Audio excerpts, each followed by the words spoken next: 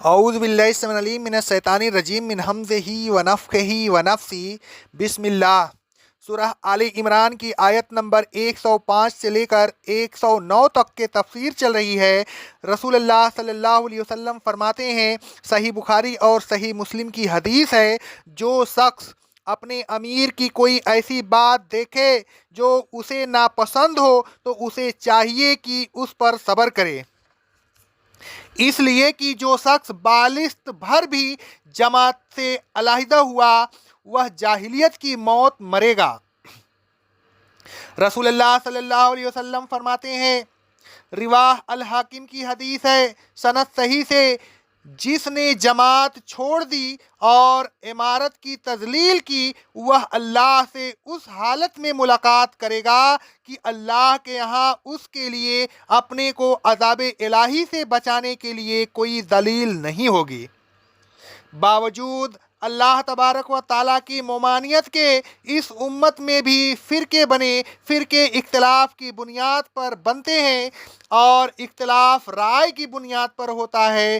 دینی معاملات و مسائل میں رائے دینے سے بچنا چاہیے، نہ رائے ہوگی نہ اختلاف ہوگا، نہ اختلاف ہوگا نہ فرقے بنیں گے۔ کسی مسئلہ میں کسی کو رائے دینے کا اختیار ہی کب ہے؟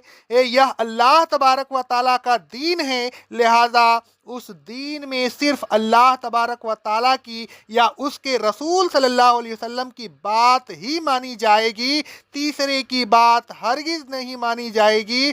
یہ ہونا یہ چاہیے کہ کسی مسئلہ میں کوئی رائے نہ دی جائے جب تک کوئی دلیل نہ ملے، زبان بند رکھی جائے اور جب دلیل مل جائے تو ہر شخص اس کے مطابق زبان کھولے۔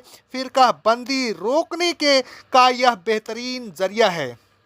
کتنے افسوس کا مقام ہے کہ گزشتہ امتوں میں بھی اور اس امت میں بھی نہ صرف یہ کہ کھلی دلیل نہ ملنے کی صورت میں اختلاف باقی رہا، بلکہ کھلی دلیل مل جانے پر بھی اختلاف باقی رہا۔ اللہ تبارک و تعالیٰ فرماتا ہے سورہ لم یکن الذی کفروا کی آیت نمبر 4 میں، اور یہ جو اہل کتاب متفرق ہوئے تھے تو کھلی دلیل آ جانے کے بعد متفرق ہوئے تھے۔ آگے اللہ رب العالمین فرماتا ہے سورہ الجاثیہ کی آیت نمبر 17 میں، ہم نے ان کو امر دین کے سلسلہ میں دلیل عطا کی تھی، لیکن وہ آپس کی ضد میں علم آ جانے کے بعد بھی اختلاف پر اڑے رہے۔ تو اے رسول صلی اللہ علیہ وسلم، جن باتوں میں یہ اختلاف کر رہے ہیں ان باتوں میں آپ کا رب ان کے درمیان قیامت کے دن فیصلہ فرمائے گا۔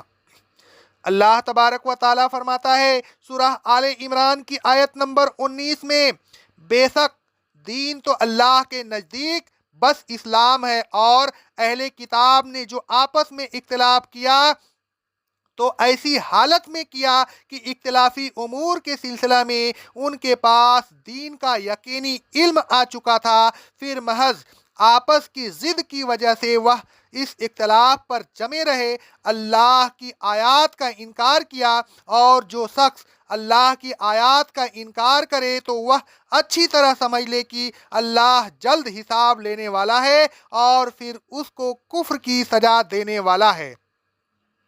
مندرجہ بالا آیات اور آیات زیر تفسیر کا خلاصہ یہ ہے کہ اہل کتاب کھلے دلائل کے باوجود اپنے اختلاف پر جمے رہے، اپنے فرقہ وارانہ مذہب کو نہیں چھوڑا۔ آگے اللہ تبارک و تعالیٰ نے فرمایا وَأُولَئِكَ لَهُمْ عَذَابٌ عَظِيمٌ، یہی وہ لوگ ہیں جن کے لیے عذاب عظیم ہے۔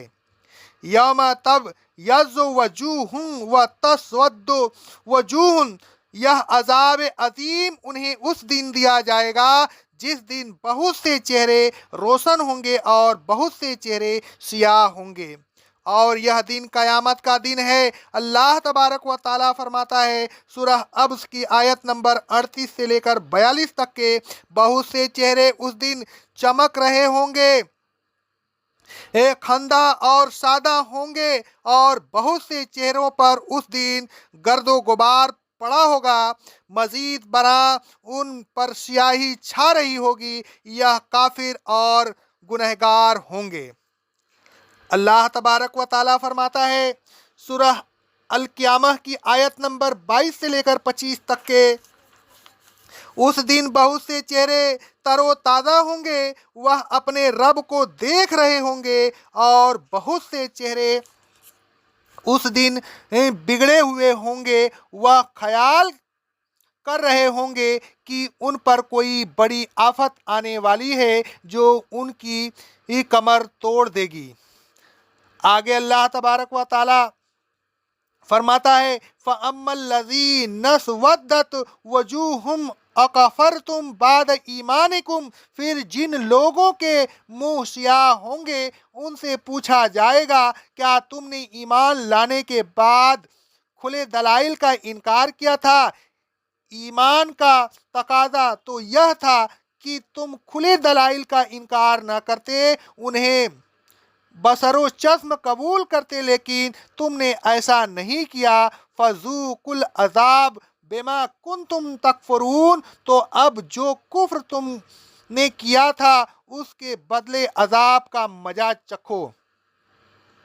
इस आयत से मालूम हुआ कि कुरान मजीद या हदीस नबवी की किसी खुली दलील को तस्लीम न करना कुफ्र है, और यह कुफ्र फिरका बंदी की वजह से पैदा होता है, और फिरका बंदी तकलीद से पैदा होती है। लिहाजा तकलीद ही दर हकीकत उस कुफ्र की असल है। आगे अल्लाह तबारक व ताला ने फरमाया फ़अम्मल्लज़ीना यज़्ज़त वजूहुहुम फ़फ़ी रहमतिल्लाह, जिन लोगों के चेहरे सफ़ेद होंगे वह अल्लाह की रहमत में होंगे, यानी जन्नत में होंगे।